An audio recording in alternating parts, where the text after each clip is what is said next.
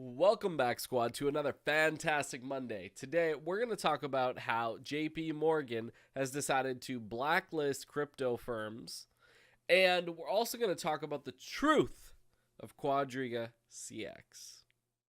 First off, full disclosure, guys, I am sick, so if I sound different, that's why. Now, the cryptocurrency revolution is here and traditional banks are terrified. JP Morgan is the perfect example. First, the bank's boss, Jamie Dimon, labeled Bitcoin a fraud and promised to fire any employees caught trading crypto. Now, he's obviously not the first person to say that for banks and stuff like that. I remember going into RBC and we were renewing my mortgage policy, and they were saying the same thing. I asked the person there that was renewing my mortgage, and he said, yeah, if any of us are caught trading crypto or involved with cryptocurrencies, we lose our jobs. So this is a very common thing. Now, this is what gets interesting, okay? Now, the bank is blacklisting cryptocurrency startups and refusing to open checking accounts. Okay, fine. All right. Now, this is where it really gets tough.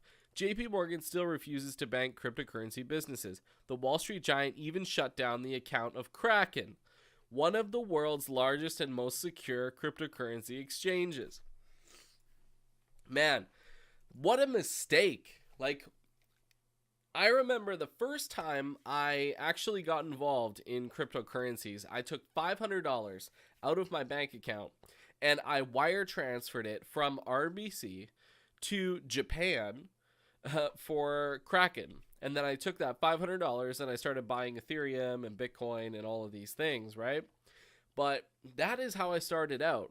And I did that from RBC.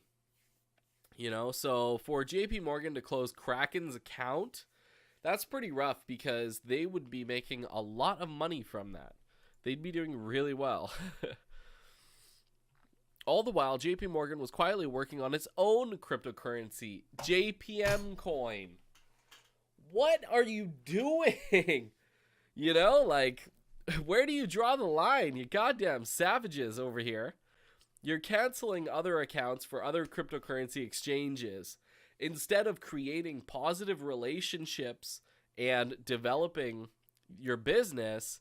You know, you could have had a solid relationship with Kraken with your own coin and, you know, had a bit more success rather than shut things down, burn all your bridges, and try to roll with this JPM coin. Are you guys nuts? It's all bullshit. This system is the most centralized system ever. Let's continue with the article. It's a clear sign that Wall Street is threatened by cryptocurrencies. Banks are doing everything in their power to slow down the growth of crypto while quietly stealing its revolutionary technology. Bitpay, Kraken, among the blocked businesses. To be clear, we're not talking about small-scale crypto startups. Bloomberg's report reveals some of the biggest and most established blockchain companies have been blacklisted, including BitPay and Kraken. BitPay has attracted more than $70 million worth of investment and processes more than $3 billion in transactions every month. Kraken is one of the largest crypto exchanges on the planet. We're talking about large-scale, legitimate blockchain companies being cut off by traditional finance. So at this point, it's not even about profitability. It's not about bottom dollar, because if it was, you would keep these accounts open and just roll with it. You know, it's good for everybody, and on top of that, you're creating positive relationships for future success. It just makes sense. That's what I would do.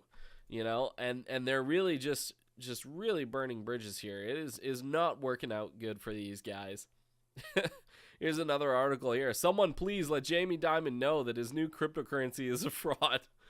That goes back to JPM coin. Oh, these guys, they're never doing anything good. And then here's Kraken. And I still like this exchange. It's great. I've never had any problems with it. The only thing that I'd say that is a little confusing, I find, is the buy orders and sell orders on this exchange versus other exchanges. I think it's a little bit confusing. But all in all, Kraken is a great exchange. I haven't had any issues with it. So let's get into what you all have been waiting for. QuadrigaCX reportedly stored Ethereum on Kraken, Bitfinex, and Poloniex research finds. Now, if you guys aren't sure exactly what that means, it means that QuadrigaCX had Ethereum that other users were trading, and they were supposed to have it in cold wallets, and it was supposed to be safe. What QuadrigaCX instead was doing was storing them on other exchanges and was trading it around. So, now it has been confirmed that Kraken actually has some of these funds and that they were QuadrigaCX's accounts. Okay?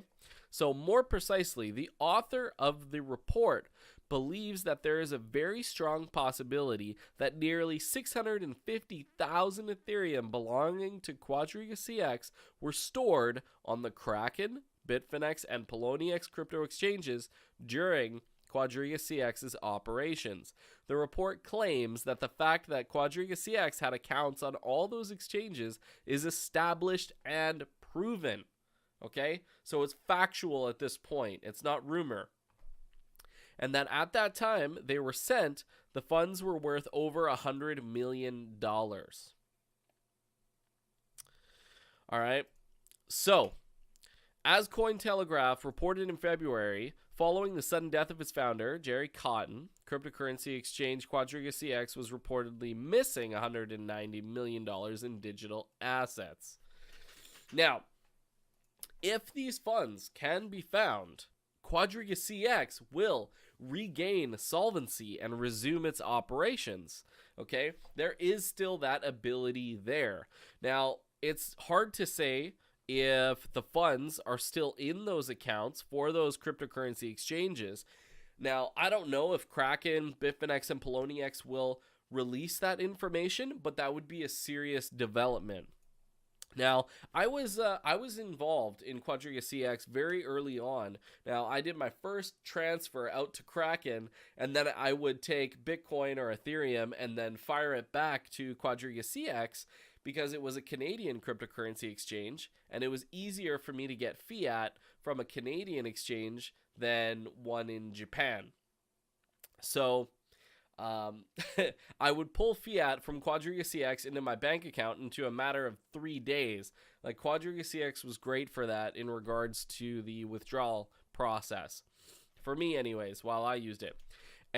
So anyways, I didn't lose any funds on QuadrigaCX when it went down. I was very fortunate in that regard. I never hold any funds on cryptocurrency exchanges. I always pull them off, hold them in a cold wallet until I am ready to trade them.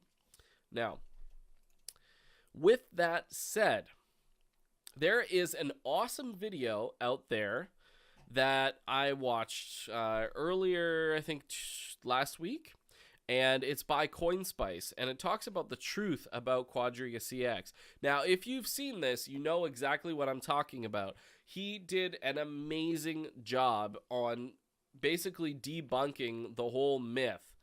So he goes into all the details. He has all the articles, the supporting evidence. It is a fantastic video, and I will link it in the description of my video because I highly suggest that you guys check this out if you're curious about what happened with QuadrigaCX. There is a lot of supporting evidence here. Now, CoinSpice also has an article on this if you prefer to read instead of watching videos. He has it all written up very nicely, talks about the red flags with the whole situation and what really, happened. Alleged circumstances of his death. Now, one of the other things that we should note here is that a death certificate in India is about $300, $400, So we really have to note that. And one of his arguments here is basically saying he could have just bought a death certificate, sent it back to Canada or the States or whichever, and basically fake his death. It's very realistic. There's $150 million at stake, and for $450 you can get a death certificate and roll out.